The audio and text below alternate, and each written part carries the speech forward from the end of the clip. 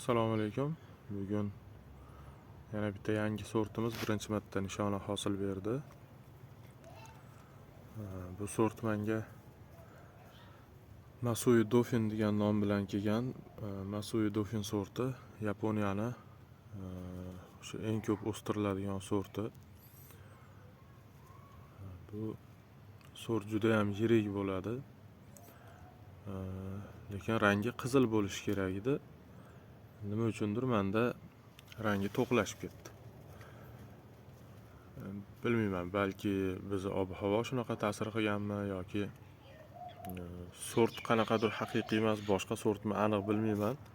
Lekin menga shu nom bilan kelgan. Bu asosiy hosili, ya'ni bu yilgi yangi novdada qilayotgan hosili. Mevalari juda yirik. Asosiy hosil uchun ayniqsa juda ham yirik. Mana hozir uzib ko'rsataman. Men hali menimcha asosiy hosilda bunaqa yirigini ko'rganim yo'q. Yirik mevalar asosan o'tgan yilgi novdada bizda hokisi deyiladi. Chet elliklar breba deyiladigan mevalari bo'ladi. Shulari asosan yirik bo'ladi.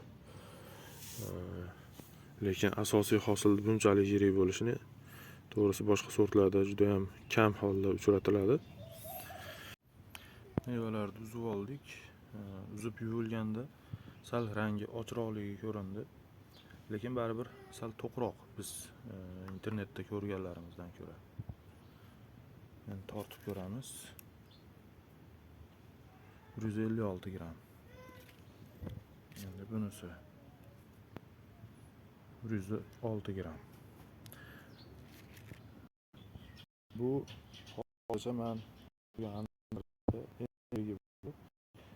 ayniqsa asosiy hosil bunaqa yirik haliga olgan edi. Mana bu o'sha Masui Dofin sortimizni ichini holati. Mazasi juda ham shirin, suvli, mazali anjir.